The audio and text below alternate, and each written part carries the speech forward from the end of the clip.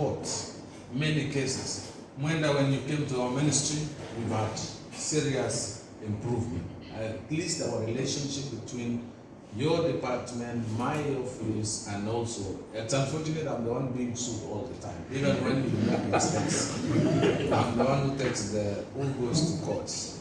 But you've been able to protect me and the ministry, and we've been able to handle even some of the most sensitive cases. This is a marginalized unit, but very important. You can imagine when your CS is cited or put to civil jail, what will happen with you?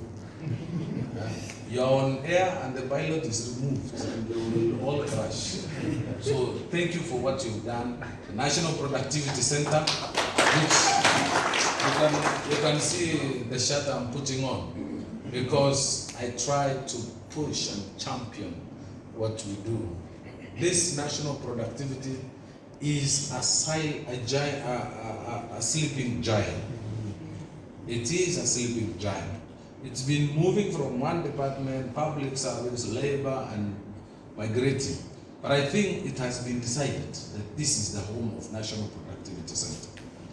With that affirmation, Dr. Munguti, you have an opportunity, not just for labor, but the whole country. I know you've done a view of us sectors out of the 22, but I think it's time that we do a proper and take your space and push this agenda properly. Because I see SRC always saying they have come up with a moratorium, and this will not be. It will be a long way. Employment will be in public service will continue reducing or being conserved or rather maintained. But productivity is the line that will pull our country from where we are going forward. So whatever you've started, I think you're on the right track. Let's push that trajectory, and that is the direction we want to make. We finally on the issue of social security. Social Security Fund, NSSF, is one of our departments in the ministry. And thank you, Madam. And we have,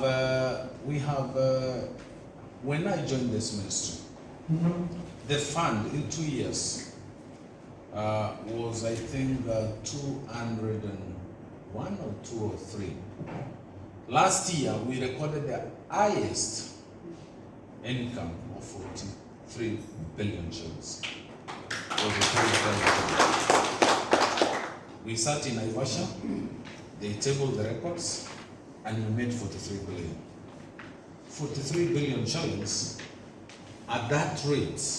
If we had moved NSSF at that rate, we would be now talking of a fund from where it is now trillion to 3 trillion.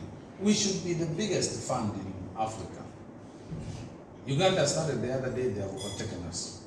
I am happy with the reforms, the financial reforms, the governance reforms, custodial services, fund management, and also the corporate leadership that we've had in the last 2 years. I want NSSF to continue.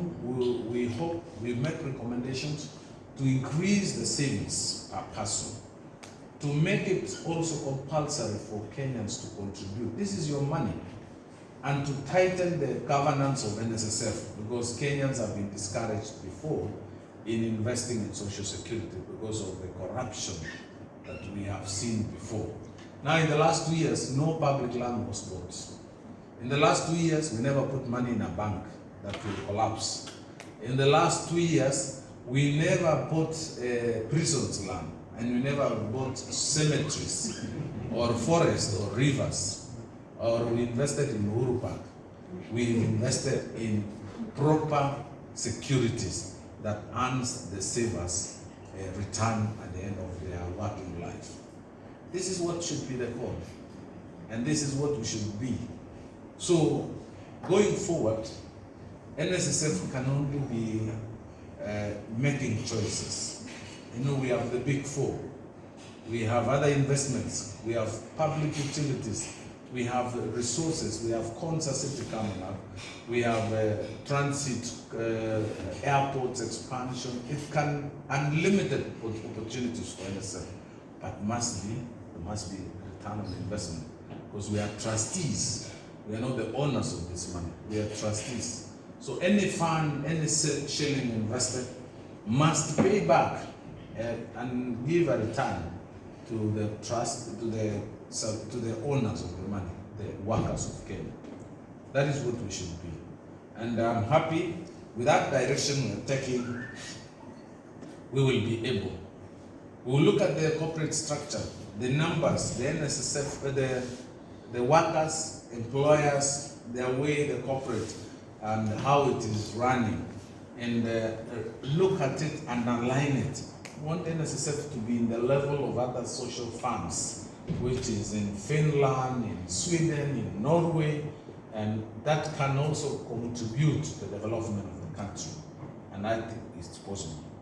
NSSF can invest in hospitals, they can invest in Konza City, they can invest in hospitality, but with serious due diligence. They can do the express highway and collect money through concession. They can invest and change the social well-being of our country. They can do a railway around Nairobi and contribute to the development of our country and return for the workers. They can build housing and generate money. They have invested in banks, in equities, in the stock exchange, contributing into our stock exchange market, the Nairobi Stock Exchange market, and the capital markets. That is significant, because if you remove NSSF from the Nairobi Stock Exchange, it can easily collapse. So the role it's playing in capital markets is big and heavy, but we can now move to social development of our country. That way can only happen if we have a stable fund, if we have a proper leadership, and I want to thank you for having stood properly.